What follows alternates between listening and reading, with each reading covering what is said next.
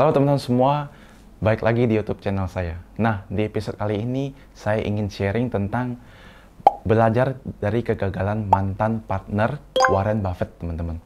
Jadi, ini ceritanya saya habis baca salah satu buku, ya. Terus dia menceritakan bahwa Warren Buffett ini selain punya partnernya Charlie Munger, nah punya satu partner lagi namanya Rick Guerin gitu ya. Rick ya, panggil saja dia Rick gitu. Nah, saya baru tahu juga ternyata, loh kan dari dulu yang terkenal ini sama Warren Buffett ya cuma si Charlie Munger ini di RUPS yang setiap tahun annual report Berkshire Hathaway itu cuma ada mereka berdua, Warren Buffett sama si Charlie Munger gitu. Ternyata dia ada satu partner lagi gitu pada saat tahun 1960-an gitu ya. Nah cuman ini nggak pernah diekspos. Terus saya cari tahu gitu kenapa. Ternyata partnernya ini gagal gitu, gagal menjadi investor yang handal seperti Warren Buffett. Nah dari itu saya ingin sharing, kita belajar dari kegagalan si Rick ini teman-teman. Kenapa dia bisa gagal gitu ya. Ternyata si Rick ini ya, orangnya juga sangat jago luar biasa dalam hal investasi gitu ya.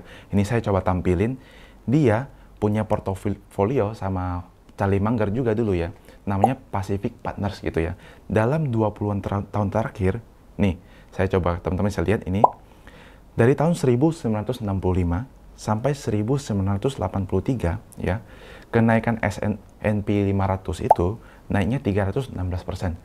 Tapi justru performance dari punya Pacific Partners ini, punya si Rick juga ya, keuntungannya mencapai 22.000% teman-teman. Nah, ini luar biasa sekali teman-teman. 22.000% itu sama dengan 220 kali lipat.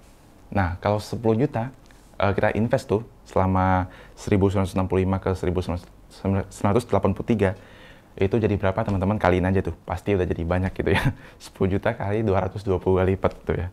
Nah, terus kenapa teman partnernya ini, si Rick ini, kenapa tiba-tiba hilang gitu? Kenapa nggak muncul lagi semenjak 1980-an gitu? Setelah diselidiki ya, ternyata kenapa dia hilang, salah satu kesalahan dari Rick ini adalah dia sangat terburu-buru teman-teman. Dia sangat terbawa emosi dengan marketnya teman-teman. Jadi yang saya ingin sharing ke teman-teman adalah meskipun dia ternyata di samping itu dia invest ya, mengolah uang di Pacific Partners-nya, dia bermain sendiri juga di pasar saham gitu. Dia invest juga. Tapi saking dia tiap hari dia liatin gitu ya harganya, tiap hari dia trading gitu ya, dia jadi greedy gitu teman-teman. Dia nggak sabaran gitu, dia terburu-buru sampai akhirnya dia memakai margin teman-teman. Meskipun dia udah sangat jago, portofolionya sangat besar, tapi kalau teman-teman emosi, dikendalikan emosi, terburu-buru, pakai margin, udah itu kita udah ibaratnya kita dikelilingi oleh setan lah. Itu intinya kalau di kehidupan gitu ya. Tapi ini di market gitu teman-teman. Nah untuk dari itu saya ingin sharing ke teman-teman bahwa ini udah terbukti gitu, sampai kenapa Warren Buffett selalu bilang strateginya itu sangat simpel gitu, tapi orang aja nggak mau sabaran gitu. Itu terbukti dari si Jeff Bezos nanya si Warren Buffett gitu kan, dia bilang, Warren Buffett, strategi lu ini kan simpel banget gitu, kenapa orang nggak bisa jadi seperti lu gitu. Nah dia jawab tuh, ya karena itu semua orang itu nggak mau sabaran. Nah secara nggak langsung ternyata Warren Buffett itu menjawab, itu adalah menjawab kepada temannya si Rick ini, karena si Rick ini nggak sabaran, akhirnya dia nggak bisa menjadi seperti Warren Buffett. Nah untuk itulah saya ingin sharing ke teman-teman bahwa untuk di investasi maupun teman-teman mau trading, invest apapun itu, tolong jangan sampai emosi atau rasa buru-buru ini menguasai kita teman-teman. Tetap disiplin kepada strategi kita. Mau itu trading itu kan ada strateginya, ada kedisiplinannya. Kalau cut loss, misalnya cut loss gitu ya. Kalau TP, jangan greedy. Wah ini akan naik lagi, lebih tinggi lagi. Ini akan lebih tinggi lagi. Akhirnya nggak mau TP, turun nggak mau cut loss. Wah ini kayaknya bisa naik lagi. Akhirnya apa? Nyangkut teman-teman. Apalagi kalau nggak trading itu kan harus punya plannya kan, trading plan. Nggak pakai, apalagi pakai margin gitu ya. Habis lah teman-teman. Itu kan 3 hari bisa, kalau nggak bayar bunganya bisa di freeze gitu apa gimana gitu ya. Nah itu yang mengakibatkan kita bisa gagal dalam investasi.